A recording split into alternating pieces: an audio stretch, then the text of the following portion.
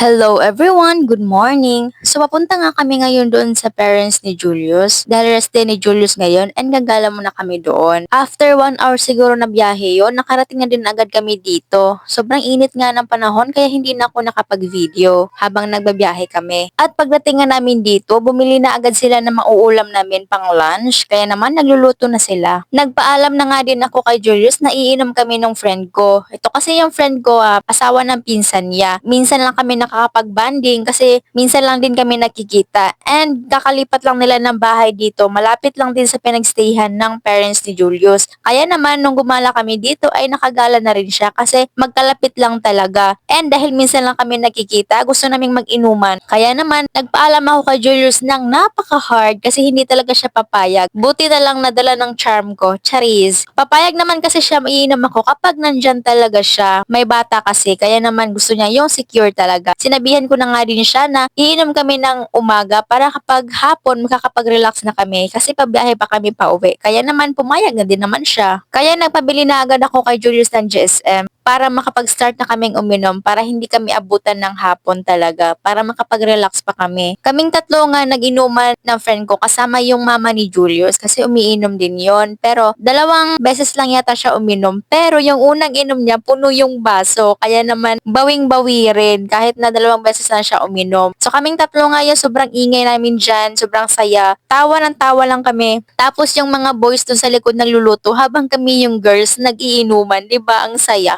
Ilang beses pa nga kami diyang nagtatalo dahil hindi ko siya nakikitang umiinom talaga. Hindi ko napapansin na umiinom siya. So feeling ko, ako lang yung umiinom. Ang bilis niya kasing uminom, hindi ko nakikita. Nakakatawa ko. And sobrang daldal, dami namin chika kasama yung mama ni Julius. Kami lang sana ang dalawa ni Madam yung magiinuman. Pero uminom din si mama kasi umiinom din naman siya. Kaya kaming tatlo yung nagiinuman. And sobrang saya lang. Sobrang ingay namin dyan. Then yung boys nagluluto sa may likod. Then habang kami nagiinuman, di ba baliktad ang panahon ngayon. Kasi minsan lang din naman tong gatherings na to. Tawa na nga lang tawa kami dyan, especially ako kasi sobrang natatamaan na talaga ako, kaming dalawa nung mama ni Julius kasi maliit lang yung tolerance namin sa mga alcohol talaga. Kahit hindi naman talaga high alcohol yung GSM pero nakakatama pa rin sa amin. At si Madam nga yung matibay dyan kasi hindi natatamaan ng GSM kasi mababa lang naman yung alcohol nito and siya kasi mataas yung tolerance niya sa alcohol kaya yung isang bote ng GSM parang wala lang talaga sa kanya. Pero sa akin, nako, wag na tayo mag-usap about sa akin kasi yung paglakad ko, nagiging X na talaga. Ganun kababa yung tolerance ko sa alcohol. Yung mahilig kang uminom pero mababa yung tolerance mo, ay nako, hindi talaga pwedeng panlaban sa mga inuman. Kaya kapag ganyan kababa yung tolerance nyo sa pag-iinom, dapat talaga may kasama kayo para safe naman kayo and dapat yung mga nakakasama nyo, kilala nyo talaga. Kasi kapag mababa yung tolerance nyo, madali lang kayong malasing. And kapag sumasama kayo sa kahit na kanino, ay nako, wag na lang talaga, sinasabi ko sa inyo. Lalo na kapag ganito, mami ka na, may anak ka na, dapat talaga naghahanap ka ng safe place or kaya may nakakasama ka para umalalay sa'yo in case na malasing ka nga kung gusto mong uminom. Para sa mga gustong uminom lang ha. Kasi ako, umiinom lang naman ako kapag kasama ko si Julius. Hindi din kasi ako pinapayagan na umiinom nang wala siya. Kasi alam niya na mababa talaga yung tolerance ko sa alcohol and delikado kasi may bata nga and nakakasama ko yan palagi. Kasi hindi din naman pwede na iiwan ko yung anak ko para lang makipag-inuman sa mga kaibigan, di ba? Mas pangit yung dating ng ganon. Kita nyo naman kami dyan. Nagiinuman kami pero kontrolado ang lahat. Pinlano talaga namin ni Bandam na mag-inuman kami kapag nagkita kami. Kasi minsan lang talaga kami nagkikita kasi hindi talaga siya madalas nakakapaggala or